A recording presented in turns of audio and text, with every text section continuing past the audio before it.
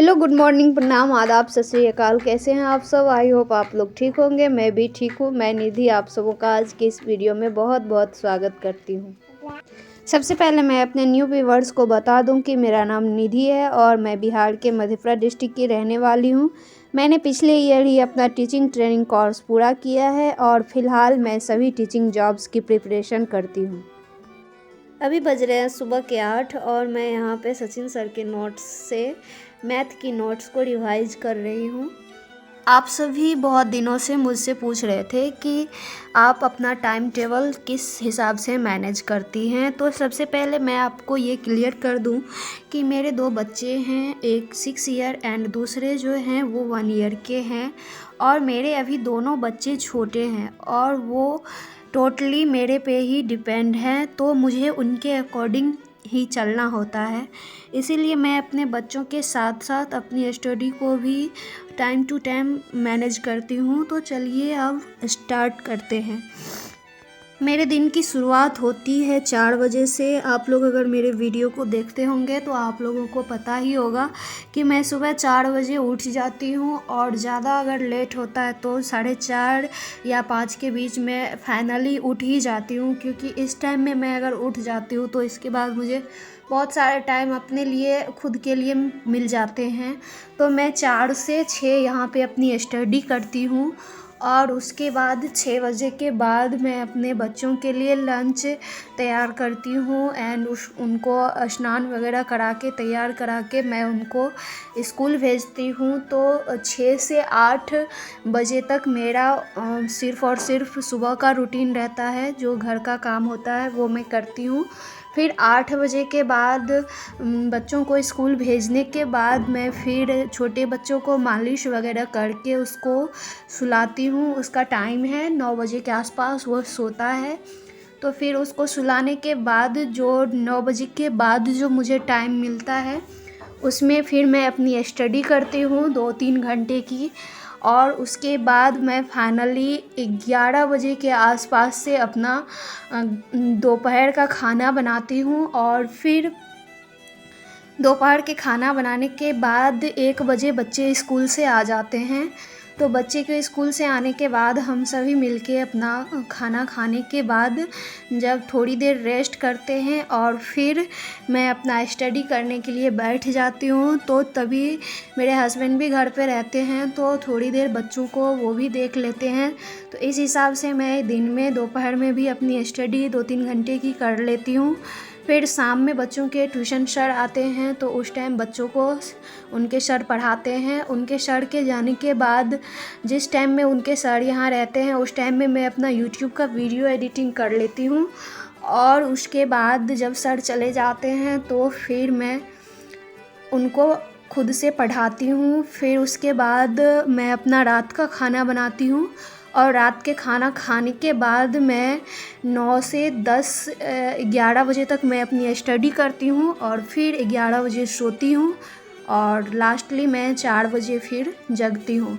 तो ये थी मेरी डे वाइज रूटीन जो मैं फॉलो करती हूँ। इस हिसाब से आप भी अपना बच्चे के साथ आप अपना स्टडी रूटीन बना सकती हैं जिस अकॉर्डिंग आपको टाइम मिलता हो। हमें किसी भी काम को करने में तब दिक्कत आती है जब हम किसी चीज़ को शुरू तो कर देते हैं बट उसको सही तरीके से फॉलो नहीं कर पाते हैं। कुछ दिन तो हर काम बहुत अच्छे से हो जाता है, लेकिन विजेता वही बनता है जो लगातार उस काम को करता है। भले ही वो थोड़ा थोड़ा करे लेकिन करते रहे।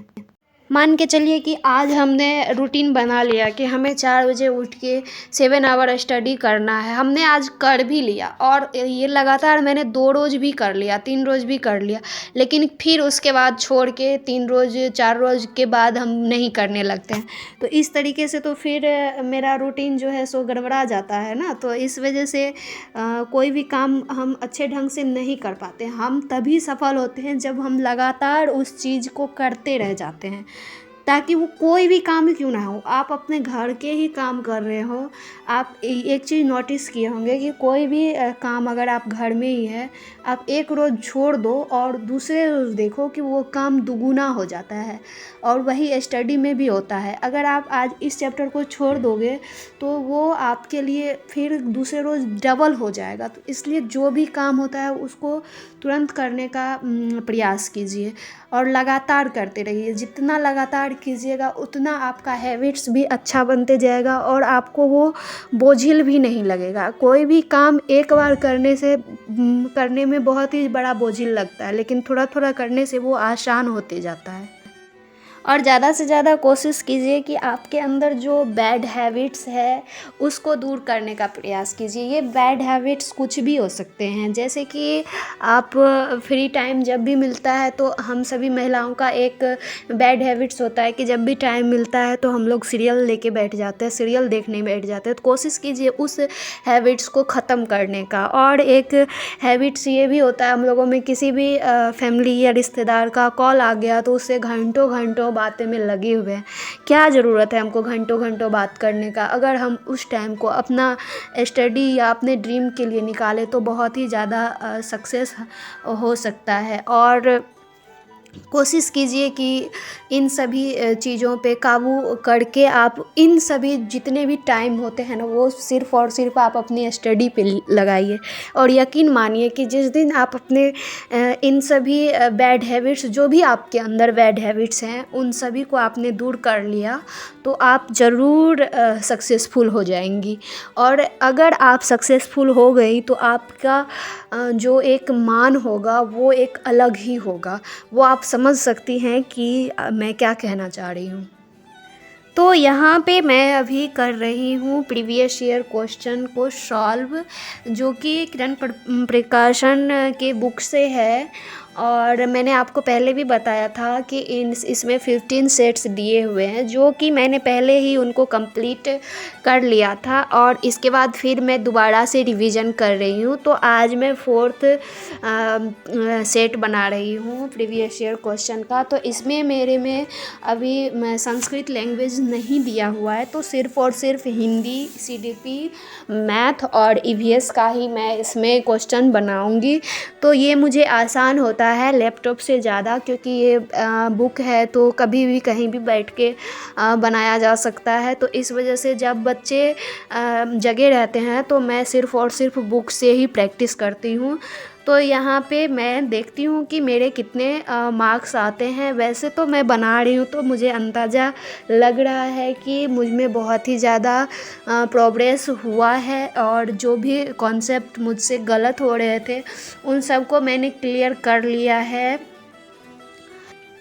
हमें ज़्यादा प्रॉब्लम ना मैथ और संस्कृत में ही आ रही थी, लेकिन अभी मैं देख पा रही हूँ कि मेरे मैथ भी थोड़े बहुत अच्छे होते जा रहे हैं और संस्कृत में भी इम्प्रूव हुआ है। तो मैं ये करती हूँ कि मुझे मॉक टेस्ट में जो भी क्वेश्चन नहीं बनता है तो मैं उस क्वेश्चन से रिलेटेड जो भी टॉपिक होते हैं उसको 2-3 बार रिवाइज करती हूँ अच्छे से, ताकि मुझे उस चीज़ के विषय में जानकारी अच्छे से मिल जाए और फिर मैं क्वेश्चन को सॉल्व करती हूँ तो वो मेरा इजी वे में क्वेश्चन बन जाता है।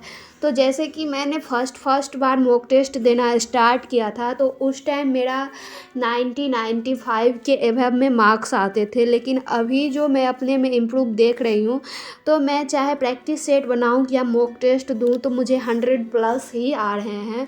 तो ये मेरे में इम्प्रूव हुआ है और ये इम्प्रूव सिर्फ़ और सिर्फ मैं जिस टॉपिक में मुझे प्रॉब्लम होती थी उसको क्लियर करके मैंने ये किया है। तो आज के वीडियो में बस इतना ही। मिलते हैं आप लोगों से नेक्स्ट वीडियो में। अगर आपको हमारा वीडियो अच्छा लगता है तो प्लीज़ हमारे चैनल को सब्सक्राइब कीजिए और वीडियो को लाइक शेयर ज़रूर करें। अभी तक वीडियो में बने रहने के लिए आप सबों का बहुत बहुत धन्यवाद। आशा करती हूँ आप लोग बहुत ही अच्छे होंगे और बहुत ही अच्छे से अपने एग्ज़ाम की प्रिपरेशन कर रहे होंगे। धन्यवाद।